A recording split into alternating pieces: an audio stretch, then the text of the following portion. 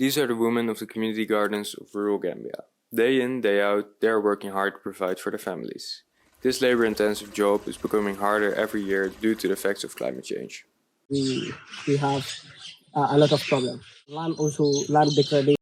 Almost 70% of the Gambian population is dependent on the agricultural sector for food and income. Despite this dependency, food insecurity remains a pressing issue. Over the past 3 decades, a reduction of 30% in rainfall has been caused by this climate change. And now the population is growing. Limited fertile grounds, scarce water supply and a growing population are putting more and more pressure on the agricultural sector. There is no land accessibility.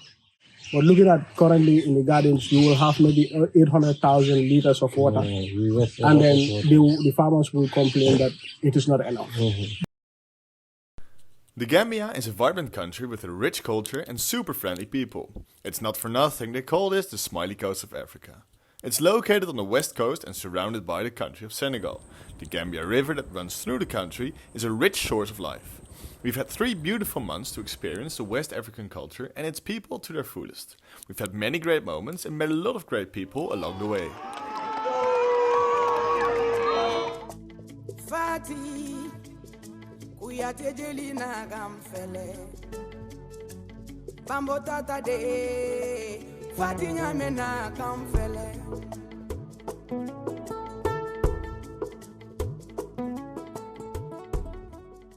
During the short rainy season, the rice fields are cultivated by men. During the dry season, the agricultural sector is run by women in community gardens. That's 9 months of the year that the Gambian population relies on the success of their yield. These women have a physically demanding job that doesn't earn them much and is unsustainable given the changing climate.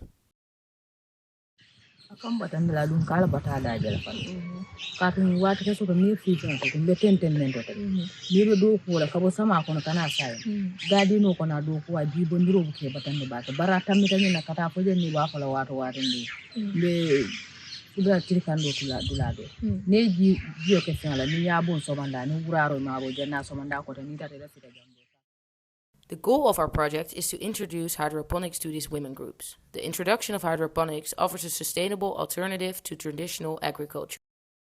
Hydroponics makes use of a principle where the roots of the plants are directly suspended in the water.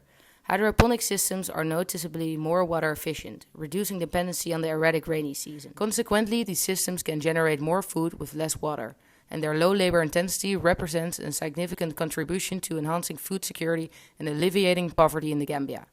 We will introduce this concept by building multiple hydroponic systems to serve as an information center. We did this at Kairoh Garden in Koen Tower to serve as a place to exchange knowledge.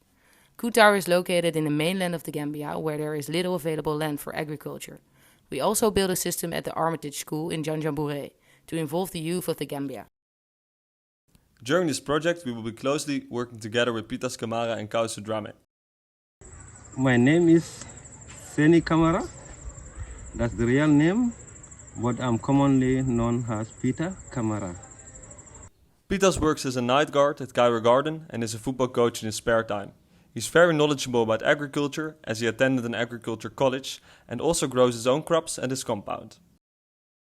I am a Kairoh Drame. Kairoh works at Kairoh Garden as a captain, handyman and a gardener. He is a skillful craftsman with an interest in agriculture. With Pitas and Kairoh involved from the start of the project, we will ensure the continuation after we take our leave. They will take care of the systems and hopefully keep introducing them to more and more people to spread this new way of agriculture. Before introducing hydroponics to this woman, we had to make these systems. We built 4 hydroponics tables and 2 PVC systems. The piece of land that we would be working on was uneven and filled with garbage. So before starting our work, we prepared this area to be clean and flat. After this, we started making designs and sharing our ideas with Pitas and Kairoh to receive their feedback. We went to the local market to buy materials for steel frames. This included tools, safety equipment and the steel itself. We took as much of the local transport as possible, like the donkey cart. Equipped with all the necessary materials, we started working and making the frames with Pitas and Kairoh. After finishing the frames, we had to make the wooden boxes to fit inside them, to ultimately form the reservoirs for all the water. Before making the wooden frames, we already visited a sawmill to place an order for all the timber we needed. However, this order got mixed up with another order and we had to go to another sawmill to make sure this time we had the correct materials. Now that all the needed materials were in our possession, the wooden boxes were constructed and installed swiftly. The next step was to install the pond liner and an external water reservoir with a solar pump inside. It took some time to figure this out, but we got the systems up and running. With the tables now almost ready for use, we had to find something to hold the plants. The best option was to use mattresses where the roots of the plants could grow into the material for stability. Next to the tables we also built a PVC system to experiment with. This system is smaller but also faster and easier to build. With all the systems ready to use, we planted peppers and tomatoes and monitored them closely for some time. We gave the plants some time to grow during the Christmas break, and after we conclude that the systems work. The first tomato is already visible and we expect more to come soon. To ensure the continuity of the project and achieve our goal of introducing the system to the women groups, more steps needed to be taken in involving Pieters and Kairoh. We visited the community gardens multiple times and invited women from 4 different villages and also people from the agriculture center to come over for lunch and see our systems. Pieters and Kairoh proudly explained how things worked and we tried to answer as many questions as possible. This was harder due to the language barrier, so we had Fatimata translate for us. There was many positive feedback, but also some critique. We showed them our self-made natural fertilizer made from banana peel. This is another step we took to make the project more sustainable and not to be dependent on imported products like artificial fertilizers. The women were very interested and again were very eager to learn more. We also learned their recipe for the best fertilizer for traditional farming. For the lunch, we made a local dish named jassa. It is made of rice with onion sauce and chicken, and as far as we could tell, everybody enjoyed it. With a successful first introduction to hydroponics, we were very satisfied with the progress we made.